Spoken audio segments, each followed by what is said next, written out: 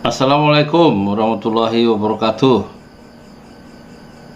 Alhamdulillah, wassalatu wassalamu ala rasulillah. Sekarang saya mau mereaksi ya, mau belajar sama Rocky Gerung ya. Di Rocky Gerung official, judulnya absurd. Jokowi sering bikin kebijakan ugal-ugalan yang hasilnya dikritik sendiri. Saya belum lihat ini 14 menit 38 detik ya. Ini Rocky Gerung ini udah 1 juta subscribernya 490 ribu. Emang dia mah ngomongnya berilmu, berisi ya. Kayaknya subscribernya naik ya. Ya kalau saya ini kan ya begitulah ya. Kita belajar terus ya. Ngaji terus sama Rocky. Maksudnya mengkaji, bukan ngaji Quran. Dia mah nggak ngerti Quran, nggak involve gitu, nggak mungkin dia bisa memahami Quran kalau dia nggak beriman ke Quran ya. Hanya dia kan seperti orientalis ya, Quran hanya sebagai ilmu, tidak sebagai way of life. Itulah Rocky Gerung ya, orientalis Indonesia. Bukan Indonesianis. Oke, kita mulai. Bismillahirrahmanirrahim.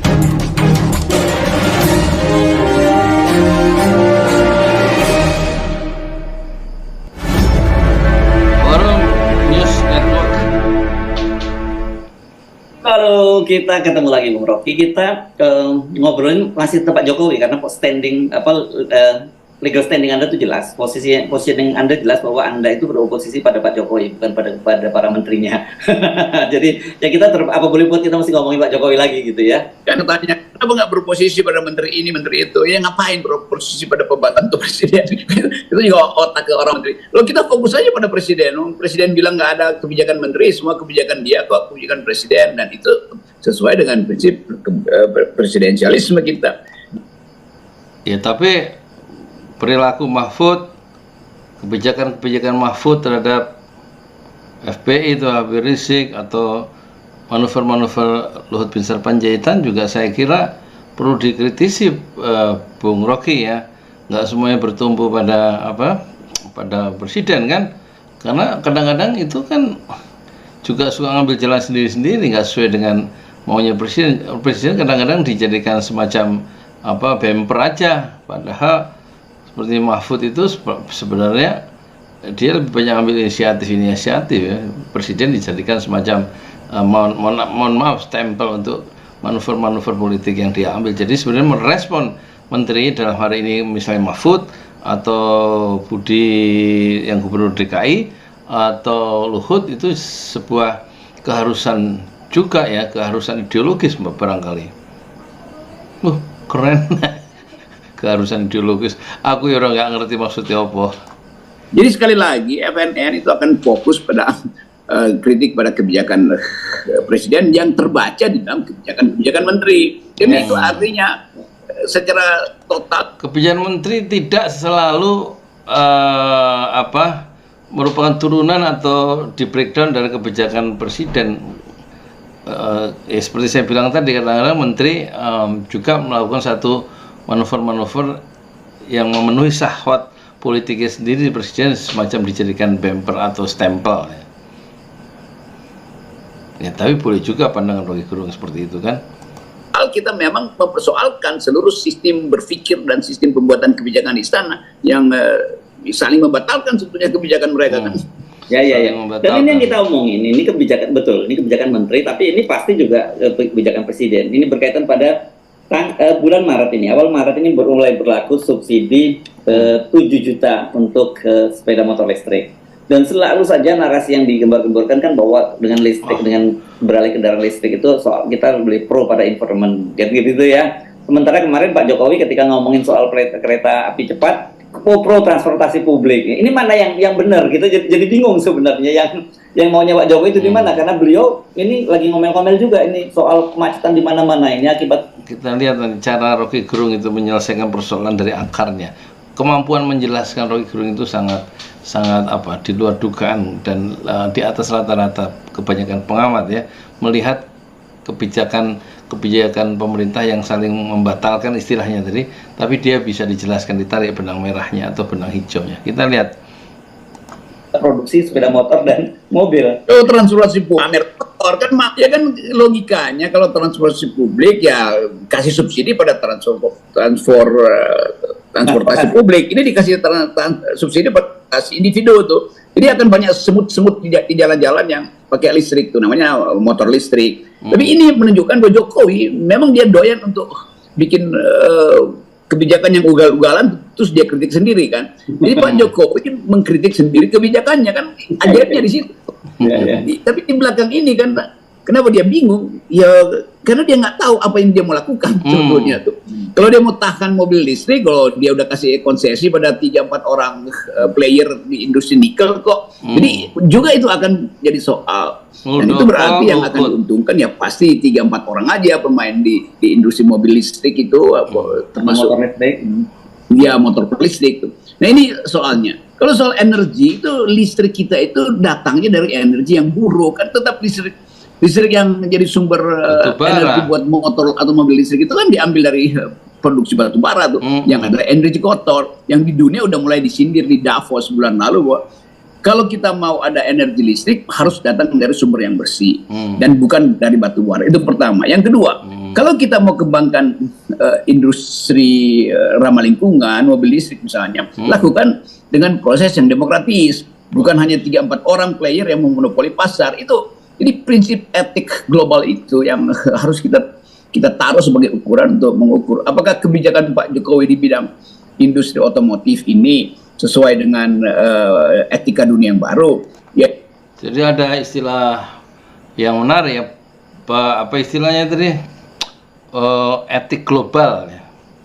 Apakah proses-proses pengambilan kebijakan terhadap mobil listrik itu sudah demokratis? Apakah tidak hanya menguntungkan 1, 2, 3, 4 player di bidang nikel yang merupakan bahan baku atau energi dari listrik ya? Jadi pertanyaan-pertanyaan yang bersifat global pada tingkat etik global itu akan menjadi persoalan ya di dalam negeri, karena itu dipersoalkan oleh orang-orang luar negeri secara umum ya, bukan secara umum, mainstreamnya sekarang begitu ya. Apakah pengambil kebijakan yang ada di dalam negeri itu sangat demokratis? Apa hanya menguntungkan 1, 2, 3, 4 atau 4 segelintir elit di dalam negeri ya? Itu dalam hal ini ada player pemain dari nikel. Ini yang menjadi pertanyaan-pertanyaan yang bersifat etis ini. Yaitu pertama, sumber energinya adalah bersih. Yang kedua, proses memperoleh lisensi bisnis itu demokratis atau tidak. Tetap itu monopolistis kan, itu soalnya. Ya, ini memang bingung sekali. Kalau Pak Jokowi bicara bahwa pro transportasi publik, kenapa yang dijadikan contoh kereta api cepat Cina yang kita tahu itu harganya itu sama sekali nggak pro publik kan, begitu tarifnya nggak pro publik, bahkan sampai ada kereta api yang pro publik yang dimatikan gara-gara kereta api cepat di Cina itu. Yang kedua, kalau kemudian dikatakan bahwa beliau mengeluhkan soal parahnya lalu lintas karena kendaraan makin banyak, motor dan mobil makin banyak, kenapa yang disubsidi malah kendaraan bermotor? Karena kendaraan itu, maksud saya public transportasi individu gitu, dan kita tahu walaupun namanya sepeda motor, yang menggunakan sepeda motor listrik ini juga rata-rata orang yang yang punya juga, karena ini harganya cukup mahal menurut. Itu orang yang korslet otaknya itu yang nggak bisa menilai persoalan dari asam. Korslet, otaknya korslet, makanya ngambil kebijakan politiknya ugal-ugalan dan saling membatalkan dan mengkritik kebijakannya sendiri pada akhirnya, karena otaknya korslet. Siapa dia nggak berani nyebut loh, Jokowi. Rocky Gerung maksudnya nggak berani nyebut siapa yang otaknya korslet. Nah, jadi kalau nggak bisa lihat peta problem itu pasti aut-autan kan. Nah ini yang terjadi dalam kebijakan rejim Jokowi nih, pemerintahan Jokowi itu. Kan mestinya ada menteri yang saling mengingatkan, ya jangan gitu dong, bagian gue nanti kacau nih kalau lu terusin kebijakan itu. Tapi kan nggak ada yang berani tegur Pak Jokowi di sidang kabinet kan, karena menganggap ya udahlah mau ditegur juga dia akan ulangi lagi kan. Jadi udah ada semacam rumus bahwa ya udah biarinlah Pak Jokowi ngoceh tuh, ngomong tuh nanti jadi headline. Begitu jadi headline akan ada oposisi yang menghajar. Jadi menteri-menteri ini juga membiarkan Pak Jokowi masuk di dalam inkonsistensi itu. Ya, itu yang jalan yang paling aman buat menteri-menteri. Ngapain juga dia ngambil risiko ya. di akhir kekuasaan Jokowi dia ingin selamat juga, ya kan? Selamat tapi dapat banyak gitu loh. Yang nggak usah juga terlalu kritis ya dalam sidang kabinet, buat apa juga. Kenapa? Ya karena di menteri-menteri juga udah capek sebetulnya kan. Kalau bisa mereka keluar dan membawa semua fasilitas yang dia punya, pasti itu akan mereka lakukan. Jadi ini ujung ketika seorang presiden udah lemdak, udah jadi bebek lumpuh, lalu dikelilingi oleh mereka yang berupaya untuk dapat serpihan rezeki dari sang bebek itu. Jadi metafor ini kita mesti pakai untuk menerangkan Pak Jokowi nggak punya lagi kemampuan untuk merefleksikan kebijakannya. Dia tinggal nyebutin apa yang disodorkan oleh menteri, dan seringkali Pak Jokowi terima semua sodoran. Padahal sebetulnya kertas dari menteri A beda dengan kertas dari menteri B itu, dan dia ucapin itu seolah-olah itu konsisten. Jadi itu yang kita sebut kapasitas beliau itu betul-betul udah kurang gitu. Kalau kemampuan beliau untuk membaca reaksi publik juga nggak ada. Jadi Pak Jokowi kayak orang yang bingung mau ngapain tapi ngoceh terus. Iya. Nah ini sebelum saya lanjut, satu pukulan telak ya dari Rocky Gerung ya terhadap kebijakan-kebijakan Jokowi yang saling bertentangan, yang ugal-ugalan. Jadi itulah ya, tidak Pak Jokowi dalam mengambil keputusan politiknya tidak punya kemampuan, tidak bisa membaca reaksi publik, dan tidak punya kemampuan untuk memetakan masalah, sehingga kebijakan yang diambil itu awut-awutan. Clear dulu nih, kalau enggak ini nanti digoreng-goreng. Yang maksud ada adalah otak yang konslet tadi, otak kebijakan ya. Ini udah mengenai otak kebijakan, bukan otak Pak Jokowi ya. Bukan lah, itu otak kabinet lah, gampangnya begitu. Ya. Nah, itu penting buat otak itu spesifik. Sebelum digoreng-goreng kita ingatkan. Tapi tadi ada dua hal. Otak saya kira istana, otak kabinet, ada yang otak kebijakan. Kita percaya lah di kabinet masih ada tetap orang yang waras gitu, yang berpikir bagaimana kok situasi makin memburuk. Tapi dia juga tidak punya keberanian, punya kemauan tetap berada dalam kabinet. Dia juga pengen aman ya, meskipun dia hati kecilnya menolak. Ada yang salah dalam kebijakan istana, tapi dia ngerti, paham, tapi dia berdiam diri. Tapi berarti kalau berdiam diri berarti setuju terhadap kebijakan yang salah itu. Dan itu berarti semacam pengkhianatan intelektual, karena dia mengkhianati intelektualismenya sendiri, mengkhianati nuraninya sendiri. Siapa dia? Semua orang sudah tahu. Menikmati dalam keadaan tertentu. Tapi ada juga yang tadi yang kita sebut tadi, mereka yang dengan kebijakan itu menganggap bahwa ini mumpung masih tersisa waktu, kan belum tentu menunda pemilu terus memperpanjang masa jabatan Pak Jokowi itu belum tentu berhasil. Kedua, belum tentu juga rezim berikutnya itu akan juga perlu Pak Jokowi. Jadi mumpung masih ada waktu, ya sekarang keruk aja sekarang. Keruk aja sekarang. Itu yang terjadi. Kalau kita soal industri energi terbarukan misalnya, kan jadi semangat untuk mengambil dari negeri ini dan tidak memberikan, tapi mengambil dengan ketamakan, itu yang tampak ada dalam pejabat-pejabat kita dan tampak dalam kebijakan-kebijakan politik yang membuat kita semua itu menjadi sengsara karena kebijakan politik yang ngawur gitu, kira-kira bahasanya awut-awutan ya. Dan menteri-menteri juga nggak berani mengkoreksi. Yang penting dia bisa mencari istilahnya tadi, menerima atau mencari remah-remah di sekeliling lemdak itu sebagai sebuah metafora ya, metafora di mana Pak Jokowi sudah kehilangan kemampuan ya untuk bereaksi terhadap reaksi publik dengan cara yang lebih tepatnya.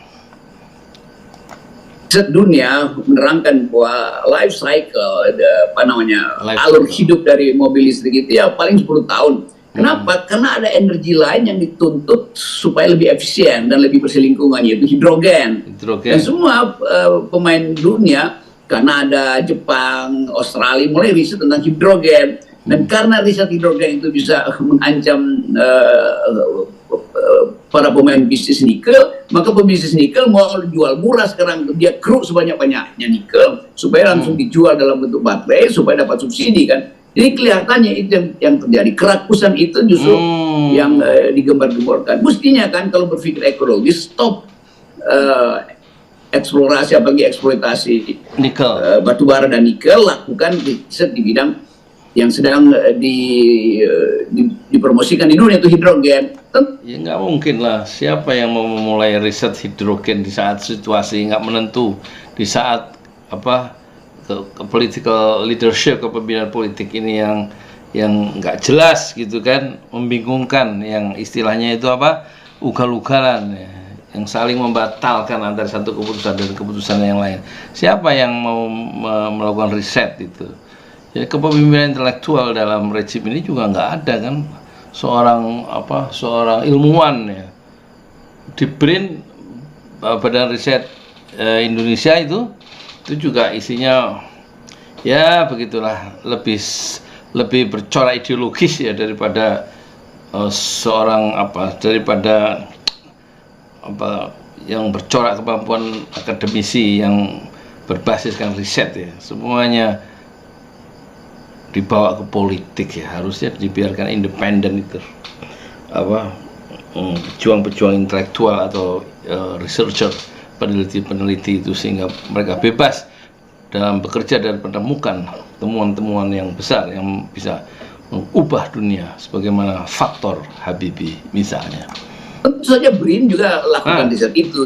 Kita punya lembaga riset untuk menghasilkan hidrogen, tetapi itu tertahan oleh kerakusan para player atau oligarki di bidang energi yang ingin merampas dulu atau mengeksploitasi habis-habisan sumber-sumber ekstraktif itu demi bertanding dengan kebutuhan dunia yang tinggal sedikit ini. Jadi kelihatannya Pak Jokowi nggak paham itu. Jadi Jokowi dijebak terus dalam kebijakan tuh, dan begitu terjebak dia mulai ngeyel bahwa ini kemacetan macam-macam, padahal dia sendiri yang kasih subsidi. Dia kasih subsidi supaya orang konsumtif, lalu dia ngomel bahwa ini macet gitu kan.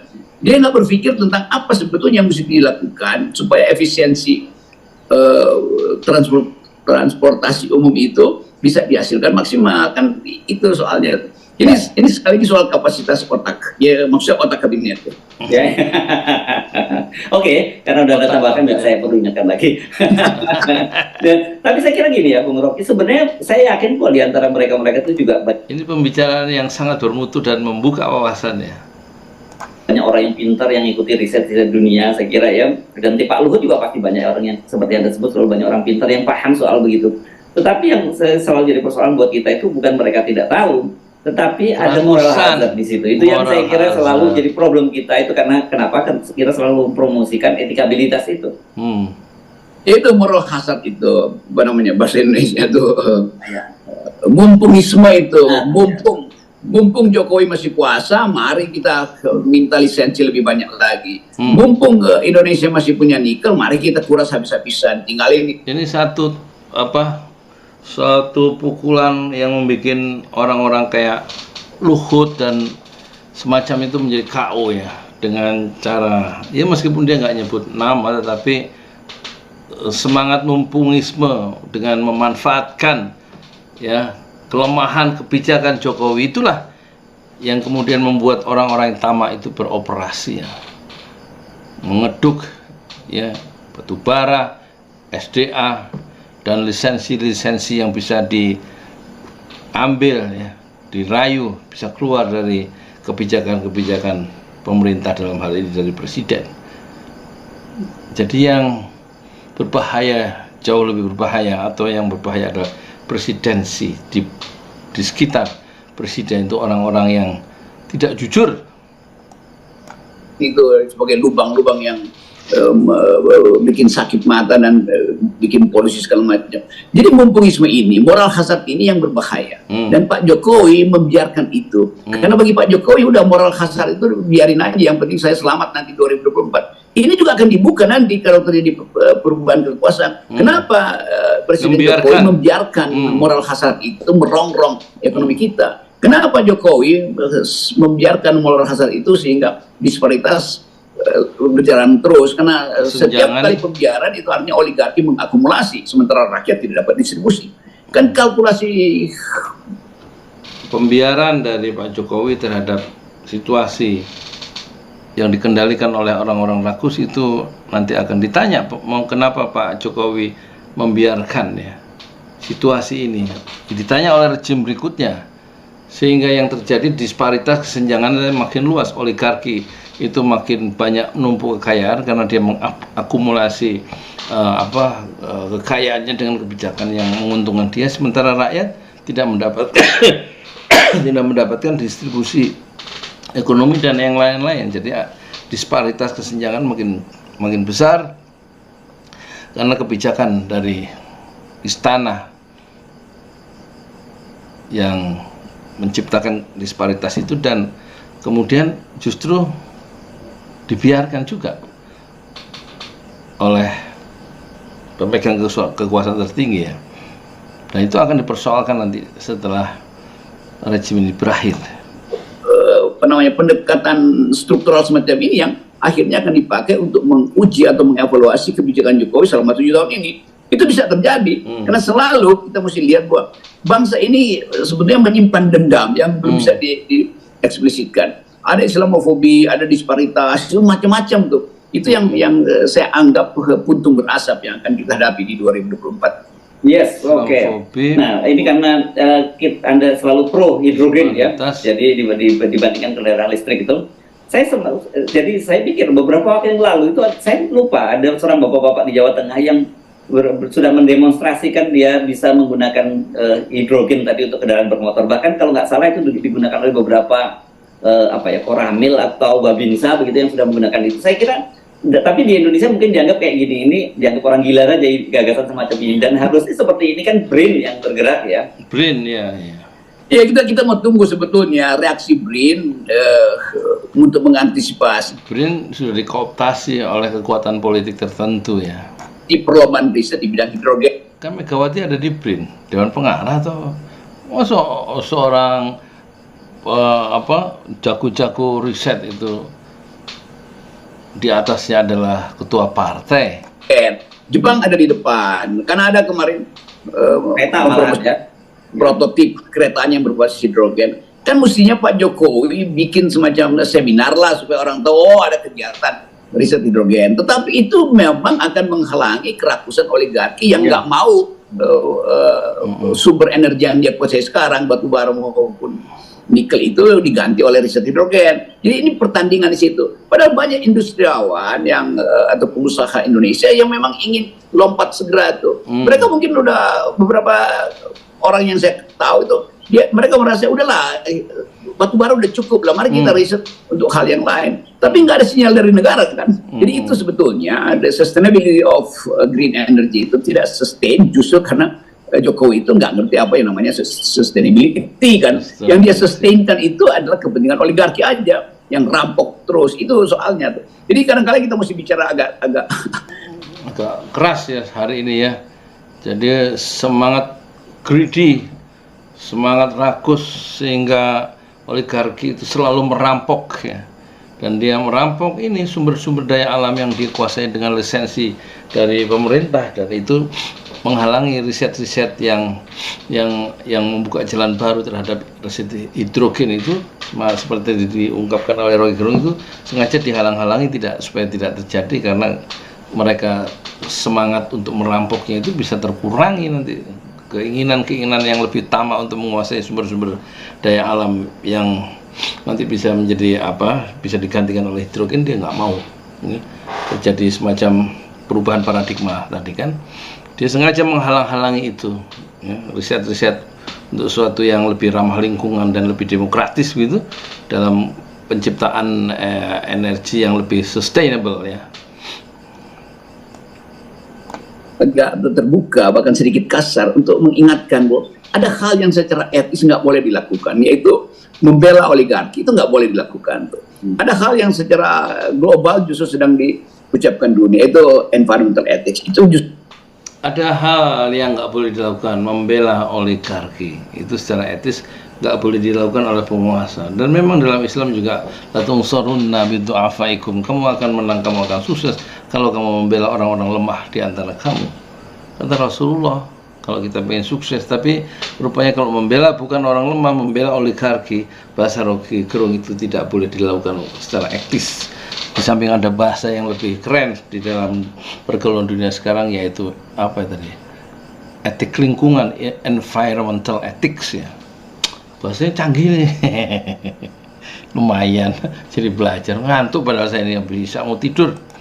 Justru yang nggak dilakukan. Jadi Pak Jokowi seperti orang yang meraba-raba, nggak ada ide itu, nggak ada yang dia tahu tentang green energy. Itu kira-kira soalnya. Ya, ya.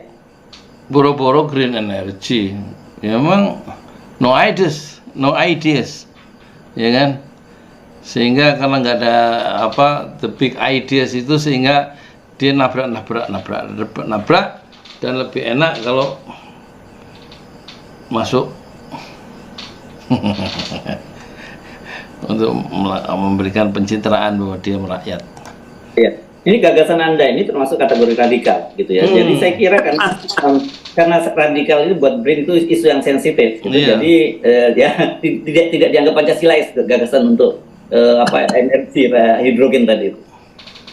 Itu kita banyak periset dunia tuh yang sekolah bagus-bagus, tapi dia nggak punya kesempatan karena tidak dituntun oleh garis kebijakan yang jelas kan. Iya, betul. Coba betul-betul dialihkan aja tuh, semua riset itu dikembalikan ke universitas yang memang ada sumber dayanya. Ini dibawa ke pusat, ya udah biar aja BRIN itu bikin kebijakan, tetapi sinyal kebijakan itu jangan banyak. Betul yang saya kenal itu dari luar negeri yang punya metodologi. Jadi ini intinya. Jadi presiden mestinya paham bahwa riset itu pertandingan merebut posisi pasar di depan. Nah, riset memang mahal, tapi kalau kita jadi sekedar konsumen, betul itu hilirisasi juga nggak ada gunanya lagi tuh. Karena orang mencari sumber baru tuh, yang kita sebut renewable energy. Renewable energi yang terbarukan ya. Jadi nggak ada gunanya juga itu hilirisasi yang ditangkap oleh Anwar Ibrahim ketika berbicara hampir sejam atau 2 jam dengan Jokowi. Jadi dia mencoba menangkap kata kunci dari Jokowi adalah hilirisasi, tapi di mata Rocky Gerung hilirisasi itu hampir nggak bermakna ya. Karena sekarang sedang berlangsung riset yang untuk menggantikan energi seperti batu bara dan lain-lain, termasuk energi hidrogen ya. Jadi tampaknya hilirisasi itu akan menjadi kenangan atau menjadi satu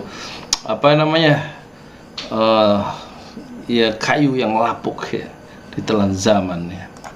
Yes.